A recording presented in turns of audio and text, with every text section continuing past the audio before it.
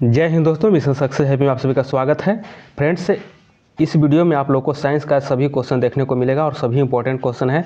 तो इस वीडियो को आप लोग अच्छे से एक बार जरूर देख लीजिएगा। देखिए, ऑब्जेक्टिव बनाने से क्या होता है कि डायरेक्ट आप लोग को क्वेश्चन और आंसर आप लोग को याद हो जाता है। ठीक है, तो आप लोग ऑब्जेक्टिव यहाँ पे हम लेकर के आए हैं 175 क्वेश्चन का। ठीक है, और सभी यह साइंस का इंपॉर्टेंट क्वेश्चन है। तो इसको एक बार आप अच्छे से देख लीजिए। तो चलिए कम समय लेते हुए स्टार्ट करते हैं। और एक बार आप लोग चैनल पर पहली बार होंगे तो सब्सक्राइब कर लीजिएगा और वीडियो को शेयर भी कीजिएगा। ठीक है, अच्छा लगे लाइक भी ज़रूर कीजिएगा। चलिए स्टार्ट करते हैं। पहला क्वेश्चन यहाँ पे हो जाएगा कि भारतीय कृषि अनुसंधान संस्थान कहाँ स्थित है। तो भारतीय कृषि अनुसंधान संस्थान कहाँ हो जाएगा, तो इसका राइट आंसर हो जाएगा कि यह नई दिल्ली में है। ठीक है, कृषि वाला नई दिल्ली में हो जाएगा। ठीक है, याद रखना है। अगर औषधि पूछे, औषधि का भारतीय औषधि संस्थान कहाँ है, तो यहाँ पे हो जाएगा लखनऊ औषधि वाला हो जाएगा। ठीक है, चलिए आगे देख लेते हैं। यहाँ 2 नंबर में है कि भारत में हरित क्रांति के जन्मदाता हैं। भारत में हरित क्रांति के जन्मदाता कौन है, तो इसका राइट आंसर हो जाएगा आपको ऑप्शन इसमें 2 हो जाएगा। ठीक है, इसमें बी हो जाएगा। ठीक, कि एम एस स्वामीनाथन हो जाएगा। फ्रेंड्स, आप लोग इसका स्कोर भी देखिए कि 175 में आप लोग कितना कर पा रहे हैं। ठीक है, तो आप लोग अपना स्कोर इसमें काउंट कीजिएगा और कमेंट में बताने का भी प्रयास कीजिएगा। चलिए स्टार्ट, अगला क्वेश्चन 3 नंबर प्रश्न देखते हैं कि प्राकृतिक कृषि का अन्वेषक है। प्राकृतिक कृषि का अन्वेषक है, तो इसका सही आंसर क्या हो जाएगा, आपको ऑप्शन बी हो जाएगा। इसका right answer M S Randhawa हो जाएगा। एम एस रंधावा हो जाएगा, राइट आंसर ऑप्शन बी इसका हो जाएगा। नेक्स्ट क्वेश्चन आगे यहाँ देख लेते हैं। 4 नंबर प्रश्न है। 4 नंबर में है कि भारत में फसल के प्रकार को निर्धारित किया गया है। तो भारत में फसल के प्रकार को निर्धारित किया गया है, तो इसका डी हो जाएगा कि वर्षा के परिमाण हो जाएगा और तापक्रम द्वारा। ठीक है, वर्षा के परिमाण और तापक्रम के द्वारा निर्धारित किया गया है भारतीय फसल को। आगे देखते हैं। 5वां प्रश्न है कि रेगिस्तान में पाए जाने वाले वनस्पति को क्या कहा जाता है। तो रेगिस्तान में जो पाया जाता है वनस्पति, उसको क्या कहते हैं, उसको कहते हैं जीरोफाइटा। देखिए, जीरोफाइटा याद रखना है, क्योंकि वहाँ छोटे छोटे पौधे उगते हैं। ठीक है, पौधे उगते हैं लेकिन उसके छोटे छोटे पत्ते होते हैं। ठीक है, यानी 0 साइज का पत्ता होता है, याद रखना है। 0 साइज का पत्ता होता है, इसीलिए रेगिस्तान क्षेत्र में जीरोफाइटा याद रखने के लिए हम बता रहे हैं। ठीक है, जीरोफाइटा राइट आंसर हो जाएगा। चलिए आगे देखते हैं। 6 नंबर है कि भारत में फूलों की अधिकतम किस्में पाई जाती है। फूल के जो अधिकतम किस्म है वह कौन सा है, तो यहाँ पे सबसे ज़्यादा हो जाएगा यहाँ पे उत्तरांचल में। यानी भारत में फूलों की अधिकतम किस्में पाई जाती है तो उत्तरांचल में। ठीक है, उत्तरांचल इसका राइट आंसर हो जाएगा। चलिए नेक्स्ट क्वेश्चन आगे देखते हैं। 7 नंबर में है कि खरीफ का मौसम कब होता है। खरीफ फसल का मौसम कब होता है, तो यह जून से सितंबर, ये जो है खरीफ का फसल की मौसम है। आगे देखते हैं कि विश्व में प्राकृतिक रबर का सबसे बड़ा उत्पादक देश है। तो विश्व में सबसे बड़ा प्राकृतिक रबर का उत्पादक आपको थाईलैंड हो जाएगा, थाईलैंड। आगे देख लेते हैं। 9 नंबर प्रश्न है कि भारतीय दलहन अनुसंधान संस्थान अवस्थित है। दलहन अनुसंधान संस्थान यह आपको कानपुर में हो जाएगा। आगे देख लेते हैं 10 नंबर की झूम खेती प्रचलित है। तो झूम की खेती जो है किस क्षेत्र में प्रचलित है, तो यह हो जाएगा असम क्षेत्र में। और यह क्या है, स्थानांतरित कृषि क्षेत्र है। ठीक है, स्थानांतरित कृषि होता है झूम, याद रखना है।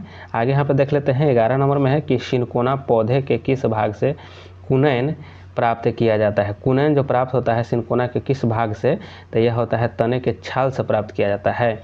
आगे यहाँ पर देख लेते हैं कि पौधे नाइट्रोजन को किस रूप में ग्रहण करते हैं। तो नाइट्रोजन को ग्रहण करता है यह किस रूप में, तो यह करता है नाइट्रेट के रूप में। ऑप्शन सी इसका राइट आंसर हो जाएगा। चलिए आगे यहाँ पर देख लेते हैं कि पुष्प, देखिए पूर्ण पुष्प में पाया जाता है। पूर्ण पुष्प में पाया जाता है, तो देखिए इसका सही यहाँ हो जाएगा, आपको ऑप्शन बी हो जाएगा कि सभी चारों चक्र होता है। ठीक है, पूर्ण पुष्प में पाया जाता है तो सभी चारों चक्र पाया जाता है। आगे यहाँ पर देख लेते हैं। 14 का है कि फूलगोभी का खाने योग्य भाग है। तो फूलगोभी का खाने योग्य भाग जो है पुष्पक्रम होता है। आगे यहाँ पर देख लेते हैं 15 का कि नारियल का फल होता है। ठीक है, नारियल का जो फल होता है वह होता है डुप्पी है। ठीक है, ऑप्शन यहाँ पे सी हो जाएगा। विश्व वन दिवस मनाया जाता है। विश्व वन दिवस जो मनाया जाता है वह मनाया जाता है कब, इसका राइट आंसर हो जाएगा आपको 21 मार्च को। ठीक है, 21 मार्च को विश्व वन दिवस मनाया जाता है। विश्व वन दिवस 21 मार्च को मनाया जाता है। नेक्स्ट क्वेश्चन आगे यहाँ पे देख लेते हैं। 17 का हो जाएगा कि पौधे के रस को चूस लेने वाला सबसे छोटा कीट कौन सा है। तो पौधे के रस को चूसने वाला सबसे छोटा हो जाएगा, यह आपको एफिड हो जाएगा। ऑप्शन आपको ये हो जाएगा राइट आंसर। आगे देखते हैं कि सबसे बड़े पुष्प होते हैं, तो सबसे बड़े पुष्प होते हैं रैफेलेशिया का सबसे बड़ा फूल होता है। आगे यहाँ पर देख लेते हैं कि चाय में लाल कीट का कारण है। चाय में लाल कीट का कारण क्या है? तो यहाँ पे हो जाएगा ऑप्शन सी हो जाएगा कि हरित शैवाल हो जाएगा। आगे यहाँ पर देखिए किस में बीज नहीं बनते हैं। देखिए किस में बीज नहीं बनते हैं, तो इसका सही हो जाएगा कि फर्न में बीज नहीं बनते हैं। आगे देख लेते हैं कि नींबू में कैंसर रोग होता है। तो नींबू में जो कैंसर रोग होता है वह होता है जीवाणु से, ठीक है, जीवाणु से याद रखना है। आगे देख लेते हैं कि मटर में मार्स रोग का कारण है। तो मटर में जो मार्स रोग होता है उसका कारण क्या है? तो मैग्नीज की कमी होता है। मैग्नीज की कमी से मटर में मार्स रोग हो जाता है। सो अब इसमें देखिए कि म से मटर, म से मार्स, म से मैगजीन, याद रखना है मैग्नीज। आगे यहाँ देख लेते हैं 23 का कि भारत का विश्व में गेहूं उत्पादन में कौन सा स्थान है? तो गेहूं उत्पादन में जो स्थान है वह द्वितीय हो जाएगा, ठीक है, द्वितीय। आगे देख लेते हैं निम्नलिखित में से कौन सा असत्य फल है? असत्य फल को यहाँ पहचानना है, तो इसमें से उपयुक्त में से सभी हो जाएगा। देखिए काजू जो है असत्य फल है, सेब भी असत्य है और नाशपाती भी असत्य फल हो जाएगा। आगे यहाँ देख लेते हैं कि निम्नलिखित में से कौन नगदी फसल है? नगदी फसल कौन होता है? आगे यहाँ देखते हैं सी हो जाएगा, तंबाकू जो है यह नगदी फसल होता है। तंबाकू नगदी फसल होता है। आगे 26 नंबर में है कि निम्नलिखित में से किस में प्रोटीन सर्वाधिक होता है? सबसे ज़्यादा प्रोटीन किस में होता है? तो मूंगफली यहाँ पे दिया गया है, सबसे ज़्यादा प्रोटीन होता है, ठीक है, जितना ऑप्शन के अनुसार। चलिए नेक्स्ट क्वेश्चन। ऐसे सबसे ज़्यादा तो सोयाबीन में होता है, लेकिन सोयाबीन ऑप्शन नहीं है, ठीक है, जो है ऑप्शन उसी में देखना था। चलिए आगे यहाँ देख लेते हैं कि यूरिया में नाइट्रोजन किस रूप में होता है? तो यूरिया में नाइट्रोजन जो होता है यह एमाइड के रूप में होता है, ठीक है, एमाइड के रूप में याद रखना है, एमाइड के रूप में नाइट्रोजन होता है। आगे सोयाबीन की उत्पत्ति कहाँ हुई है? सोयाबीन की उत्पत्ति कहाँ हुई है? तो इसका राइट आंसर ऑप्शन बी हो जाएगा कि चीन में हो जाएगा, चीन में। आगे देख लेते हैं कि हरित क्रांति के दौरान किस खाद्यान्न का उत्पादन बढ़ा था? तो हरित क्रांति के समय किस खाद्य पदार्थ का सबसे ज़्यादा उपज हुई थी? तो इसका राइट आंसर ऑप्शन ए हो जाएगा, गेहूं का हुआ था, गेहूं का। आगे देखते हैं कि निम्नलिखित में से कौन प्रोटीन का उत्तम स्रोत है? तो देखिए 30 का ये हो जाएगा, सोयाबीन सबसे ज़्यादा उत्तम स्रोत है प्रोटीन का। चलिए आगे यहाँ पर देख लेते हैं 31 नंबर में है कि भारत में कपास उत्पादन में अग्रणी राज्य है। कपास उत्पादन में अग्रणी भारत में जो है वो सबसे ज़्यादा आपको हो जाएगा यहाँ पे महाराष्ट्र हो जाएगा, ठीक है, महाराष्ट्र। आगे देख लेते हैं यहाँ पे कि भारत का सबसे बड़ा रबड़ उत्पादक राज्य है। तो सबसे ज़्यादा रबड़ आपको केरल में यहाँ होता है। फ्रेंड्स यहाँ पे आप सबको 175 क्वेश्चन आप लोगों को कंप्लीट किया जाएगा, एकदम कम समय में ये सभी को कंप्लीट कर लिया जाएगा, तो इसको आप लोग अच्छे से देख लीजिएगा। चलिए आगे देखते हैं कि क्षारीय मृदाओं में सुधार लाने के लिए उपयुक्त रसायन है। तो 33 का आंसर आपको क्या हो जाएगा? इसका सही हो जाएगा, आपको इसका हो जाएगा सी हो जाएगा, जिप्सम हो जाएगा, जिप्सम। आगे यहाँ देखते हैं कि रेड रॉट रोग किस फसल का रोग है? रेड रॉट जो है किस फसल का है? तो देखिए यहाँ पे ऑप्शन आपको यहाँ ये हो जाएगा। देखिए रेड रॉड जो है रॉड की तरह गन्ना होता है, याद रखना इस तरह से, रॉड की तरह गन्ना होता है, ठीक है। तो रेड रॉड जो बीमारी हो जाएगा गन्ना में हो जाएगा। आगे देख लेते हैं 35वां प्रश्न है कि भारत में निम्नलिखित किस फसल का सबसे ज़्यादा क्षेत्रफल है? तो सबसे ज़्यादा जो क्षेत्रफल है किस फसल का हो जाएगा? तो यहाँ 35 का ऑप्शन आपको सी हो जाएगा। सबसे ज़्यादा क्षेत्रफल में धान ही को उपजाया जाता है, धान को। आगे यहाँ पर देख लेते हैं 36वां प्रश्न है कि भारत का केंद्रीय औषधि अनुसंधान संस्थान निम्नलिखित में से किस स्थान पर अवस्थित है? तो देखिए केंद्रीय औषधि अनुसंधान आपको कहाँ हो जाएगा? आप लोग को आगे बताए थे लखनऊ था। आगे यहाँ पर देख लेते हैं मानव द्वारा सबसे पहले उपयोग में लाया जाने वाला अनाज था। सबसे पहले उपयोग में लाया जाने वाला जो अनाज था वह गेहूँ था, ऑप्शन डी इसका राइट आंसर है। आगे यहाँ पर देख लेते हैं, आगे यहाँ पे हो जाए कि संसार में सबसे अधिक तिल का उत्पादन करने वाला देश है। तो सबसे ज़्यादा तिल का उत्पादन जो करता है वह करता है भारत में। और आगे यहाँ देखते हैं कि निम्नलिखित में कौन केसर का उत्तम स्रोत नहीं है? तो यहाँ पे कैरोटीन जो है केसर का उत्तम स्रोत नहीं है, कैरोटीन, ठीक है, इसका कैरोटीन सही आंसर हो जाएगा। चलिए आगे देख लेते हैं। आगे यहाँ पे हो जाएगा कि RNA का मुख्य कार्य है। तो RNA का मुख्य काम क्या है? तो यह होता है कि प्रोटीन का संश्लेषण करना इसका काम हो जाता है। चलिए आगे देख लेते हैं कि मस्तिष्क ज्वर जिस जीव के कारण होता है वह है। तो मस्तिष्क जो ज्वर होता है किस जीव से होता है? तो यहाँ पे हो जाएगा ऑप्शन बी होता है, जीवाणु से होता है, ठीक है, किस जीव? तो जीवाणु से होता है। आगे देखिए 3 और प्रश्न देखते हैं। 3 और में है कि one one gene one enzymes का विचार किसने दिया था? तो इसका राइट आंसर ऑप्शन सी हो जाएगा, वीडल एवं टेटम के द्वारा दिया गया था। नेक्स्ट है कि घेंघा किस ग्रंथि के बढ़ने के कारण होता है? तो घेंघा जो है आपको थायराइड जब हो जाता है, थायराइड ग्रंथि को बढ़ने से घेंघा रोग हो जाता है। आगे देख लेते हैं कि जिस पौधे में फूल या बीज नहीं आते हैं उसे कहते हैं, तो जिसमें फूल और बीज नहीं आते हैं उसे क्या कहते हैं? उसे कहता है क्रिप्टोगेम्स कहा जाता है। क्रिप्टोगेम्स याद रखना है, जिसमें फूल और बीज नहीं होते हैं। आगे देखते हैं कि हेपेरिन का निर्माण किसके द्वारा होता है? तो हेपेरिन का जो निर्माण है यह किसके होता है? तो रक्त कोशिका के द्वारा होता है। ऑप्शन डी इसका सही होता है, रक्त कोशिका। आगे देखते हैं कि सूक्ष्मतम जीव कोशिका है, सूक्ष्मतम जीव कोशिका है तो माइकोप्लाज्मा है, ठीक है, माइकोप्लाज्मा इसका सही आंसर हो जाएगा। आगे यहाँ पर देख लेते हैं कि कवक में संचित भोज्य पदार्थ है, तो इसका सही आंसर सी हो जाएगा, ग्लाइकोजन हो जाएगा, ग्लाइकोजन हो जाएगा। आगे देखते हैं कि सबसे मजबूत मांसपेशी पाई जाती है, तो यह जबड़े की पाई जाती है। आगे देखते हैं कि गोलाकार प्रोटीन का उदाहरण है, तो गोलाकार प्रोटीन का उदाहरण ऑप्शन सी हो जाएगा, एल्ब्यूमिन हो जाएगा। एल्ब्यूमिन जो होता है गोलाकार प्रोटीन का उदाहरण है। डीएनए का संश्लेषण किस प्रावस्था में होता है? तो डीएनए का संश्लेषण जो होता है यह इंटरफेज में होता है। ऑप्शन 1 हो जाएगा, इंटरफेज। आगे देख लेते हैं, आगे यहाँ पर हो जाएगा 12 नंबर प्रश्न है कि एंजाइम की सर्वाधिक संख्या पाई जाती है। तो एंजाइम की जो सर्वाधिक संख्या है यह आपको सी हो जाएगा कि सर्वहारी में पाया जाता है, ठीक है। एंजाइम की सर्वाधिक संख्या सर्वहारी में। बुढ़ापे के अध्ययन को कहते हैं, तो बुढ़ापे के अध्ययन को क्या कहता है? जेरेंटोलॉजी कहता है, जेरेंटोलॉजी कहा जाता है। आगे देख लेते हैं 14 का देखते हैं कि यकृत लीवर के अध्ययन को कहते हैं, तो यकृत लीवर के अध्ययन को क्या कहते हैं? यहाँ पे देखिए हेपेटोलॉजी कहा जाता है, ऑप्शन बी हो जाएगा। नेक्स्ट क्वेश्चन आगे यहाँ देख लेते हैं 15 नंबर में हो जाएगा कि मनुष्य के शरीर में सर्वाधिक पाया जाने वाला प्रोटीन है, तो सबसे ज़्यादा प्रोटीन जो पाया जाता है वो कोलोजन हो जाएगा, कोलोजन हो जाएगा, ऑप्शन आपको सी हो जाएगा। नेक्स्ट क्वेश्चन आगे कि लाइसिन होता है, तो लाइसिन होता है तो क्या होता है? यह हो जाएगा आपको ऑप्शन ए हो जाएगा कि एमिनो अम्ल होता है। लाइसिन जो होता है एमिनो अम्ल होता है। नेक्स्ट क्वेश्चन आगे देखते हैं कि लाइकेन में पाया जाने वाला शैवाल प्राय होता है। लाइकेन में जो पाया जाता है शैवाल वह होता है तो वह नीला हरा होता है, याद रखना, ऑप्शन सी हो जाएगा।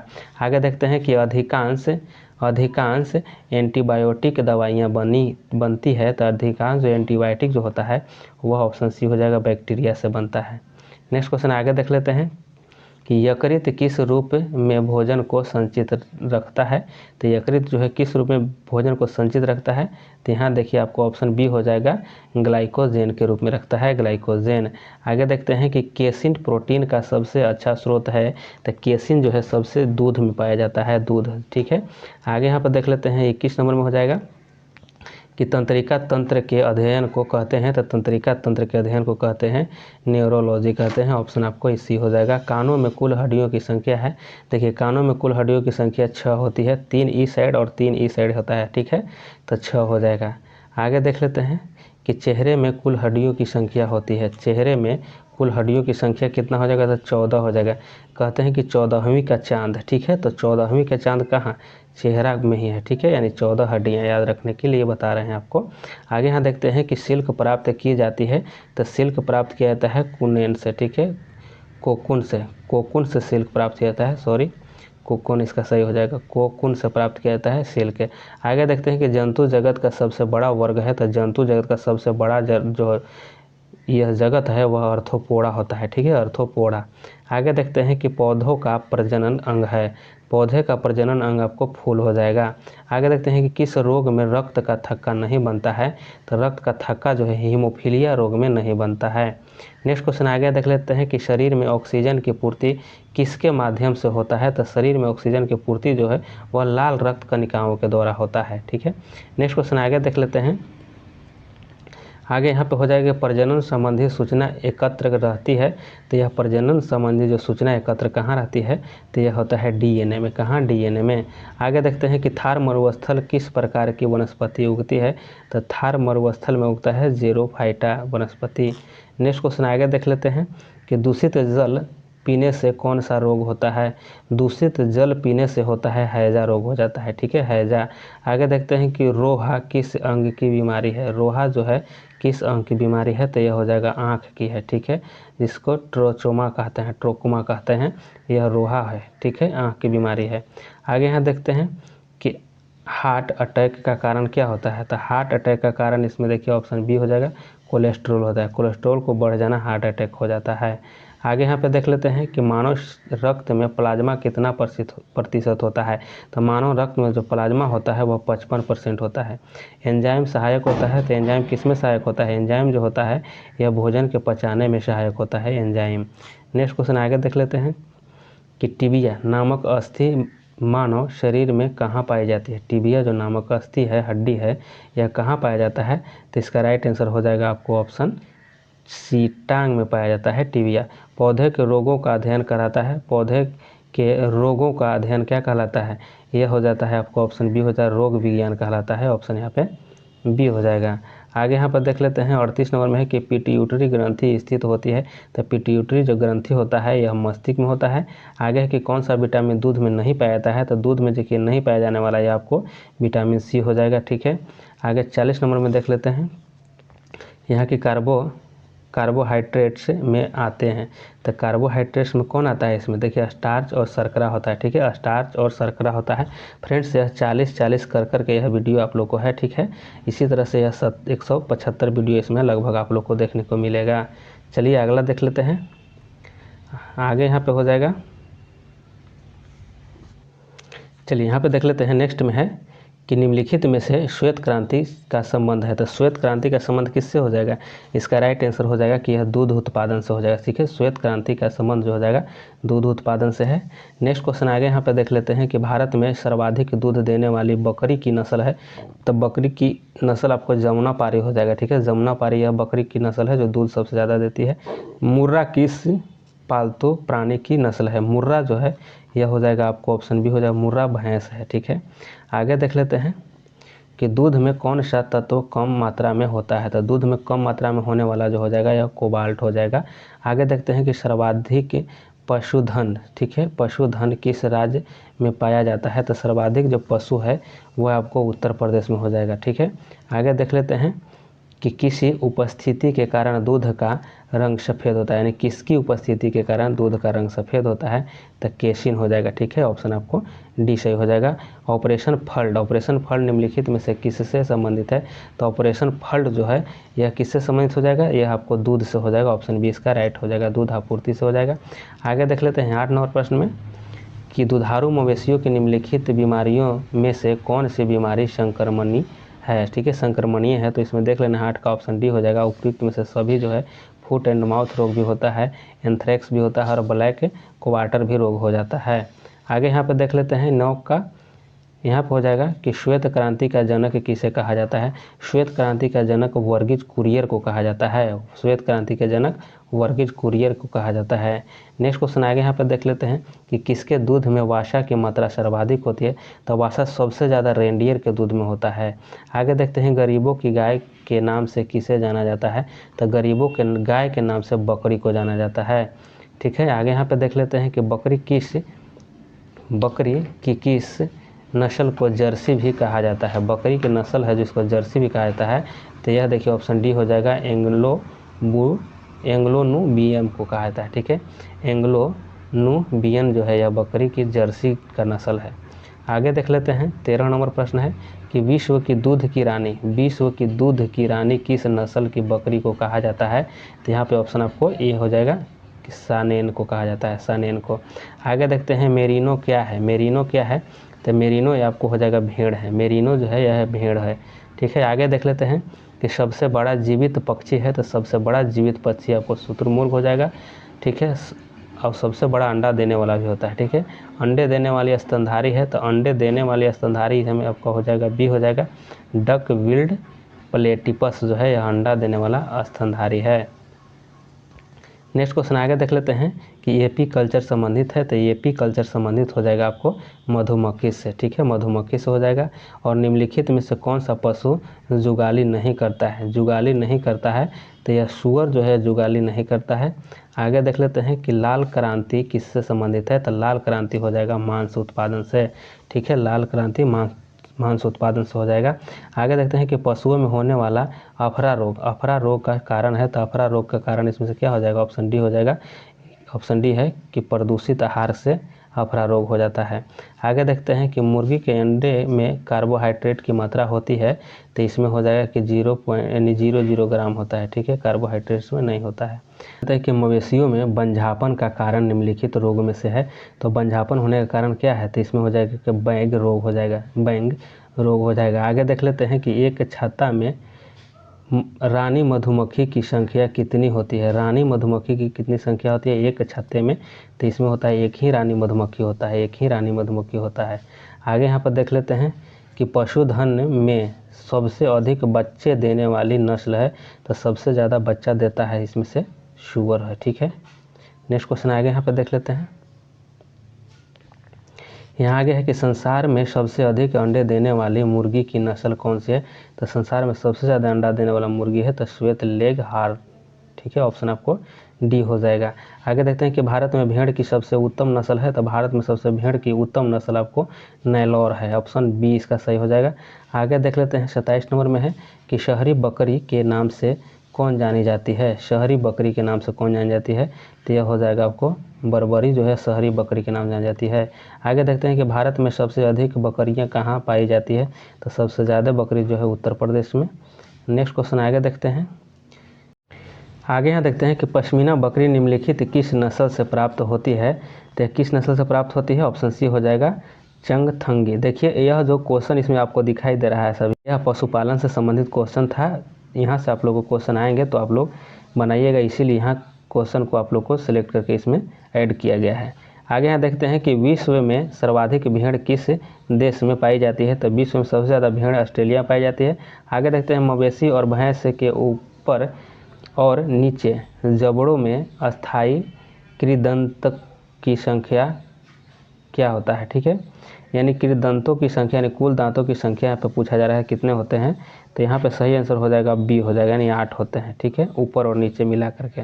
आगे देख लेते हैं यहाँ पे कि कृत्रिम निषेचन के लिए सांड के वीर्य को संचित रखते हैं, तो यह होता है द्रवित नाइट्रोजन में रखा जाता है, यहाँ पे ऑप्शन सी हो जाएगा। भारत में गाय की लगभग कितनी नस्ल पाई जाती है? तो गाय की जो नस्ल है लगभग में यहाँ पे 32 है, ठीक है। नेक्स्ट क्वेश्चन आगे देखते हैं कि दूध उत्पादन में भारत का विश्व में कौन सा स्थान है? तो विश्व में प्रथम स्थान है। आगे देखते हैं कि भारतीय डेयरी निगम की स्थापना कब हुई? तो भारतीय डेयरी निगम की स्थापना हुआ है, यह हुआ है 1970 ईस्वी में। आगे देखते हैं नीली क्रांति किससे संबंधित है? तो नीली क्रांति जो हो जाएगा किससे हो जाएगा? इसका राइट आंसर सी हो जाएगा आपको कि मत्स्य पालन से हो जाएगा, ठीक है, मत्स्य पालन नीली क्रांति। आगे देख लेते हैं कि मुर्गियों की सबसे खतरनाक बीमारी है, तो यह सबसे खतरनाक बीमारी हो जाता है रानीखेत है मुर्गी में होने वाला। चलिए आगे देख लेते हैं। यहाँ पे देखिए आगे देखते हैं कि एक नदी में चलता हुआ जहाज समुद्र में आता है, तब जहाज देखिए कहता है कि एक नदी से चल रहा है जहाज और समुद्र में चला जाता है तो क्या होगा? ठीक है, तो क्या होगा जहाज? तो इसमें क्या होता है कि इसमें थोड़ा सा ऊपर आ जाएगा, ठीक है, थोड़ा सा ऊपर उठ जाता है, यह देखना है, यहाँ पे सही आंसर हो जाएगा। यह आपको विज्ञान से संबंधित क्वेश्चन है और अति महत्वपूर्ण क्वेश्चन यहाँ पे आप लोग को यह है। चलिए आगे देखते हैं कि हवाई जहाज से यात्रा करते समय पेन से स्याही निकलने लगती है, तो इसका कारण क्या हो जाएगा? यह वायु दाब में कमी के कारण ऐसा होता है, ठीक है, वायु दाब की कमी हो जाती है जिसके कारण स्याही पेन से बाहर निकल जाता है। आगे देखते हैं कि बर्फ़ के दो टुकड़ों को आपस में दबाने पर टुकड़े आपस में चिपक जाते हैं, तो चिपकने का कारण क्या होता है? तो यह दाब अधिक होने से बर्फ़ का गलनांक जो है घट जाता है, ठीक है, यही कारण से चिपक जाता है। आगे देख लेते हैं। नेक्स्ट है कि ऊंचाई की जगहों पर, ठीक है, ऊंचाई की जगहों पर पानी 100 डिग्री सेल्सियस के नीचे के तापक्रम पर उबलता है, क्योंकि तो क्यों उबलता है, तो यहाँ पे हो जाएगा ऑप्शन ए हो जाएगा कि वायुमंडलीय दाब कम हो जाता है, अतः उबलने की बिंदु नीचे आ जाती है, जिसके कारण 100 डिग्री सेल्सियस से नीचे पर ही उबल जाता है। आगे यहाँ पर देख लेते हैं कि प्रेशर कुकर में सब्जियाँ जल्दी पकाई जा सकती है क्योंकि, तो क्यों जल्दी पक जाता है, तो इसमें क्या होता है कि दाब बढ़ जाने से क्वथनांक भी बढ़ जाता है, जिसके कारण जल्दी खाना पक जाता है। आगे यहाँ पर देख लेते हैं कि हाइड्रोजन से भरा रबर का गुब्बारा वायु से ऊपर जाकर फट जाता है क्योंकि, क्यों फट जाता है, तो इसका कारण है कि वायु दाब घट जाता है। ठीक है, वायु दाब ऊपर घटता है, जिसके कारण यह ऊपर जाते समय फट जाता है, ज़्यादा ऊपर गिले जाने के बाद। आगे यहाँ पर देख लेते हैं 7 नंबर में है कि लोलक घड़ियाँ गर्मियों में क्यों सुस्त हो जाता है। तो लोलक घड़ी जो है गर्मी में सुस्त होने का कारण है कि लोलक की लंबाई बढ़ जाने के कारण यह सुस्त हो जाता है। ऑप्शन सी इसका राइट आंसर है। नेक्स्ट क्वेश्चन आगे देखते हैं। आगे यहाँ पे कि वर्षा की बूंद गोलाकार होता है। तो वर्षा का बूंद का गोलाकार होने के कारण क्या है, तो यहाँ पे हो जाएगा ऑप्शन ए हो जाएगा, पृष्ठ तनाव के कारण वर्षा का बूंद गोल होता है। आगे देख लेते हैं। आगे यहाँ पे है कि तेल दीप की बत्ती में तेल ऊपर चढ़ने का कारण क्या है, तो इसका हो जाएगा ऑप्शन ए हो जाएगा कि केशिक तत्व क्रिया है, केशिक तत्व क्रिया है। आगे देख लेते हैं कि पास आती हुई रेलगाड़ी की सीटी की आवृत्ति बढ़ती जाती है, इसका कारण क्या है, तो ऑप्शन आपको बी हो जाएगा, डॉपलर प्रभाव के कारण होता है। आगे देखते हैं कि तेज हवा वाली रात में ओस नहीं बनती है क्योंकि, तो ओस नहीं बनने का कारण क्या है, तो यहाँ पे देखिए वाष्पीकरण की दर तेज होती है, जिसके कारण ओस नहीं बनता है। 12 नंबर में यहाँ पर कि भाप से हाथ अधिक जलता है अपेक्षाकृत उबलते जल से। तो देखिए जल जो खौलता जल है उससे कम जलता है, लेकिन जो भाप से सबसे ज़्यादा जलता है, तो इसके कारण क्या है, तो यहाँ भाप में गुप्त ऊष्मा होता है, इसके वजह से भाप से ज़्यादा जलता है। आगे यहाँ पर देख लेते हैं कि किस गुण धर्म के कारण पानी से भरे बर्तन में डुबाई गई छड़ी मुड़ी हुई प्रतीत होता है। तो मुड़ी हुई प्रतीत होने का कारण क्या है, तो इसका राइट आंसर हो जाएगा अपवर्तन होता है। सी इसका ऑप्शन सही है, अपवर्तन। याद रखिएगा, सिक्का भी अगर दिखाई देता है आपको वास्तविक जगह पर नहीं, तो वह भी जो है अपवर्तन के कारण ही होता है, और छड़ी मुड़ी हुई अपवर्तन के कारण दिखाई देता है। आगे देखते हैं कि आकाश नीला प्रतीत होने का कारण है। तो आकाश जो नीला है यह प्रकीर्णन के कारण होता है। ठीक है, आगे देखते हैं वायुमंडल में प्रकाश के विसरण का कारण क्या है, विसरण का कारण क्या है प्रकाश में, तो यहाँ सही आंसर हो जाएगा आपको कि धूलकण हो जाएगा। नेक्स्ट क्वेश्चन आगे देखते हैं कि समुद्र नीला प्रतीत होने का कारण है। समुद्र नीला क्यों दिखाई देता है, तो इसका होता है कि आकाश के परावर्तन तथा जल के कणों द्वारा प्रकाश का प्रकीर्णन के कारण यह नीला दिखाई देता है समुद्र। आगे देखते हैं कि अस्त होते समय सूर्य लाल दिखाई देता है। तो अस्त होते समय सूर्य लाल दिखाई देता है तो प्रकीर्णन के कारण। ठीक है, प्रकीर्णन के कारण। नेक्स्ट क्वेश्चन आगे देखते हैं। नेक्स्ट यहाँ पे है कि प्रतिध्वनि का कारण है। प्रतिध्वनि का कारण क्या है, तो ध्वनि का परावर्तन है। ठीक है, प्रतिध्वनि, अगर ध्वनि हमको सुनाई देता है रिटर्निंग, तो वह प्रतिध्वनि जो होता है परावर्तन के कारण। ठीक है, ध्वनि का परावर्तन के कारण। आगे देख लेते हैं। यहाँ पे है कि स्टील की गोली पानी में तैरते हैं क्योंकि स्टील का जो गोली है पानी में तैरता है, तो इसका कारण क्या है, ऑप्शन बी हो जाएगा कि पारे का घनत्व स्टील की अपेक्षाकृत अधिक होता है। चलिए नेक्स्ट क्वेश्चन आगे देख लेते हैं कि गर्मियों में सफ़ेद कपड़े पहने जाते हैं क्योंकि, सफ़ेद कपड़ा पहनने का कारण क्या होता है, तो यहाँ पे देखिए कि सफ़ेद कपड़े जो है ऊष्मा के अच्छे परावर्तक है, जो ऊष्मा ऊपर से आता है उसको रिटर्न कर देता है, इसी कारण सफ़ेद ज़्यादा पहना जाता है गर्मी में। आगे यहाँ पे देख लेते हैं कि दलदल में फंसे व्यक्ति को लेट जाने की सलाह दी जाती है क्योंकि, क्यों लेट जाने के लिए कहा जाता है, तो यह देखिए क्षेत्रफल अधिक होने से दाब कम हो जाता है, इसीलिए लेटने के लिए सलाह दिया जाता है। आगे यहाँ पर देख लेते हैं कि चौराहों पर पानी के फुहारे में गेंद नाचती रहती है क्योंकि, तो गेंद नाचने का कारण क्या होता है, तो यहाँ पे ऑप्शन ये हो जाएगा कि पानी का वेग अधिक होने से दाब जो है घट जाता है, जिसके कारण बॉल जो है वह नाचते रहता है। आगे यहाँ देखते हैं कि चमगादड़ जो है अंधेरे में उड़ते हैं क्योंकि, अंधेरा में उड़ने का कारण क्या है, तो इसका हो जाएगा ऑप्शन ए हो जाएगा कि चमगादड़ पराश्रव तरंग उत्पन्न करता है और पराश्रव तरंग के कारण ही वह अंधेरा में भी उड़ जाते हैं और उड़ते हैं। आगे यहाँ पर देखते हैं 24 नंबर में है कि बांध के नीचे की दीवारें मोटी बनाई जाती है, इसका कारण क्या है, तो देखिए इसका कारण है कि ऑप्शन यहाँ पे ये हो जाए कि गहराई बढ़ने के साथ साथ द्रव का दाब भी बढ़ जाता है, इसीलिए दीवार का जो निचला हिस्सा होता है उसको मोटा बनाया जाता है। चलिए आगे देखते हैं। चलिए अब यहाँ देखते हैं प्रश्न। यहाँ पे विज्ञान और उसका प्रभाव है, ठीक है। तो उसका विज्ञान का क्या क्या प्रभाव पड़ सकता है वह है। यहाँ पे देखिए कि वस्तु की मात्रा बदलने पर अपरिवर्तित रहेगा। वस्तु की मात्रा अगर बदल देते हैं तो अपरिवर्तित क्या रहेगा, यहाँ पे हो जाएगा घनत्व अपरिवर्तित रहेगा। आगे यहाँ देखते हैं कि यदि सरल लोलक की लंबाई 4% बढ़ा दी जाए तो उसका अपवर्तनांक होगा। देखिए उसका आवर्तकाल क्या होगा, ठीक है। तो 4% बढ़ाने पर आवर्तकाल उसका क्या हो जाएगा, 2% बढ़ जाएगा, ठीक है। याद रखना है 2% बढ़ जाएगा। आगे यहाँ पे देख लेते हैं 3 नंबर प्रश्न है कि जब कोई वस्तु ऊपर से गिराई जाती है तो उसका भार होगा। ऊपर से जब गिराया जाता है तो उसका भार होगा, तब परिवर्तनशील रहेगा, ठीक है। जब कोई वस्तु ऊपर से गिराई जाती है तो परिवर्तनशील रहेगा। और यहाँ देखते हैं आगे कि जब एक गैस के पात्र में दबाव बढ़ाया जाता है तो उसका द्रव्यमान होगा। तो उसका द्रव्यमान हो जाएगा क्या, स्थिर रहेगा उसका द्रव्यमान, स्थिर रहेगा उसका द्रव्यमान। आगे देख ले हैं कि तांबे की गेंद को गर्म करने पर इसका घनत्व होगा। तो जब तांबे को गर्म करेंगे तो उसका घनत्व क्या होगा, घट जाएगा। याद रखना है घट जाएगा। आगे देखते हैं कि ऊंचाई बढ़ने से वायुमंडलीय दाब पर क्या प्रभाव पड़ेगा। जब ऊंचाई बढ़ेगा तो प्रभाव पड़ेगा वायुमंडलीय जो है कि घट जाएगा, वायुमंडल घट जाएगा। आगे देखते हैं कि दाब बढ़ने पर बर्फ़ का गलनांक क्या होगा। जब दाब बढ़ाएंगे तो बर्फ़ का गलनांक जो है वो घट जाता है। चलिए आगे यहाँ पर देख लेते हैं कि द्रव का घनत्व अधिक होने पर पृष्ठ तनाव। जब द्रव का घनत्व अधिक होता है तब पृष्ठ तनाव बढ़ जाता है, ऑप्शन बी हो जाएगा। आगे देखते हैं कि ताप बढ़ाने पर द्रव की श्यानता, तो ताप बढ़ाने पर द्रव की श्यानता घटती है, ऑप्शन ए हो जाएगा। आगे यहाँ पर देख लेते हैं कि ताप बढ़ाने पर गैस की श्यानता क्या होगा, ठीक है। तो ताप बढ़ाने पर गैस की श्यानता ये बढ़ जाएगा। देखते हैं 11 नंबर की एक लड़की झूला झूल रही है और उसके पास एक अन्य लड़की आकर बैठ जाती है तो झूले का आवर्तकाल होगा। एक और आकर बैठ जाएगा तो झूला बढ़ता, उसका आवर्तकाल क्या होगा, अपरिवर्तित रहेगा। ऑप्शन आपको यहाँ पे डी हो जाएगा। आगे यहाँ देखते हैं कि पानी से भरे एक बर्तन में बर्फ़ का एक टुकड़ा तैर रहा है। पूरी बर्फ़ पिघलने पर बर्तन का जल स्तर क्या होगा, ठीक है। तो बर्तन का जल स्तर क्या हो जाएगा, यहाँ पे अपरिवर्तित रहेगा। ऑप्शन आपको सी सही हो जाएगा, अपरिवर्तित रहेगा। आगे यहाँ पर देख लेते हैं कि एक कमरे में पंखा चल रहा है तो कमरे की वायु का ताप होगा। तो कमरे की वायु का ताप क्या हो जाएगा, ऑप्शन बी हो जाएगा, यहाँ पे बढ़ जाएगा।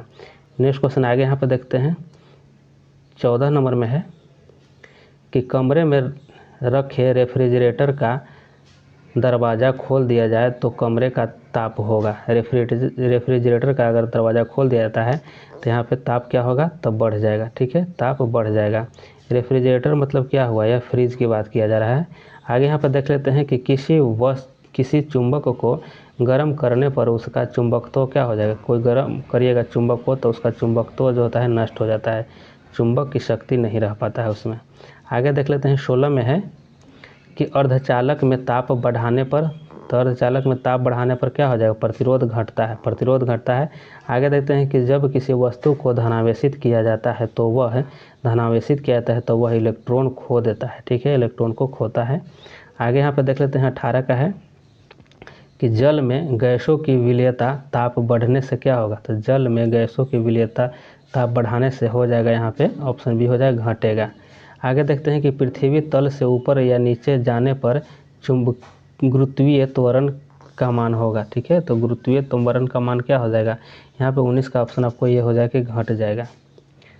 नेक्स्ट क्वेश्चन आगे देख लेते हैं कि यदि दूध से क्रीम को अलग कर लिया जाए तो दूध का घनत्व, तो दूध का घनत्व यहाँ पे देखिए ऑप्शन सी हो जाएगा, बढ़ जाता है। जब बर्फ़ पिघलती है तो उसका आयतन क्या होगा, तो उसका आयतन घट जाता है। चलिए नेक्स्ट क्वेश्चन आगे देख लेते हैं। यहाँ पे है कि यदि वस्तु की चाल आधी कर दी जाए तो गतिज ऊर्जा होगा। तो वस्तु की चाल जब आधी होगा तो गतिज ऊर्जा 1/4 रह जाएगी। आगे क्वेश्चन है 23 नंबर। 23 नंबर में है कि झरने में जब जल ऊंचाई से गिरता है तो उसका ताप होगा। जब ऊंचाई से झरना का जल जो नीचे गिरता है तो उसका ताप क्या होगा, तो उसका ताप बढ़ा हुआ रहता है, ठीक है। आगे देख लेते हैं 24 नंबर प्रश्न है कि किसी पेंडुलम की लंबाई दुगनी कर दी जाए, किसी पेंडुलम की लंबाई दुगनी कर देने पर उसका आवर्तकाल हो जाएगा। तो जब दुगना करेंगे ना तो उसका आवर्तकाल क्या हो जाएगा, ऑप्शन डी हो जाएगा कि √2 गुना बढ़ जाएगा। ऑप्शन आपको यहाँ पे डी हो जाएगा। नेक्स्ट क्वेश्चन आगे देख लेते हैं कि पत्थरों से भरी कोई नाव नदी में तैर रही है, यदि सारे पत्थर नदी में गिरा दिया जाए तो पानी का तल होगा। तो यहाँ पे ऑप्शन सी हो जाएगा, वही रहेगा। ठीक है, पत्थरों से भरी कोई नाव नदी में तैर रही है, यदि सारे पत्थर नदी में गिरा दिया जाए तो पानी का तल होगा, तो वही रहेगा। यहाँ देखते हैं कि यदि पृथ्वी पर वायुमंडल न होता तो दिन की अवधि होती ही, दिन की अवधि क्या हो जाएगा, यहाँ पे देखना है 26 का आंसर आपको ऑप्शन क्या हो जाएगा, ये हो जाएगा। ठीक है, कि कम होती। आगे देखते हैं कि स्वतंत्रता पूर्वक गिरती हुई वस्तु की कुल ऊर्जा होगा। स्वतंत्रता पूर्वक कोई वस्तु गिर रहा है तो उसकी ऊर्जा कुल क्या हो जाएगा, यहाँ पे ऑप्शन सी हो जाएगा, नियत रहती है। आगे देखते हैं 28 का कि जब कांच की छड़ को रेशम से रगड़ा जाता है तो छड़ होगा, तो छड़ यहाँ क्या हो जाएगा, यह हो जाएगा धनावेशित हो जाती है। ठीक है, धनावेशित हो जाती है। आगे देख लेते हैं, अगला क्वेश्चन है कि यदि किसी साबुन के बुलबुले को आवेशित किया जाए तो उसका आकार क्या होगा, यह हो जाएगा, इसका आकार बढ़ जाएगा। आगे देखते हैं कि ताप बढ़ाने पर सिलिकॉन का प्रतिरोध क्या होगा, ताप बढ़ाने पर सिलिकॉन का प्रतिरोध जो है घट जाएगा। नेक्स्ट क्वेश्चन आगे देख लेते हैं कि भूमध्य रेखा से ध्रुवों की ओर जाने पर गुरुत्वीय त्वरण का मान होगा। ठीक है, तो गुरुत्वीय त्वरण का मान क्या हो जाएगा, यहाँ पे बढ़ जाएगा। भूमध्य रेखा से ध्रुव की ओर जाने पर बढ़ता है। लोहे में जंग लगने पर उसका भार क्या हो जाएगा, जब लोहे में जंग लग जाएगा तो उसका भार बढ़ जाता है। नेक्स्ट क्वेश्चन आगे यहाँ पे देखते हैं कि स्थिर ताप पर गैस का आयतन कम करने से उसका दाब होगा, तो उसका दाब हो जाएगा, बढ़ जाएगा। जब स्थिर ताप पर गैस का आयतन कम करने पर उसका दाब जो है बढ़ जाएगा। फ्रेंड्स, आप लोग को यहाँ लगभग 175 क्वेश्चन कंप्लीट हुआ है, तो एक बार वीडियो को आप लोग शेयर जरूर कीजिएगा और लाइक भी जरूर कीजिएगा। आप लोग को नेक्स्ट वीडियो आप लोग को जल्द ही आएगा।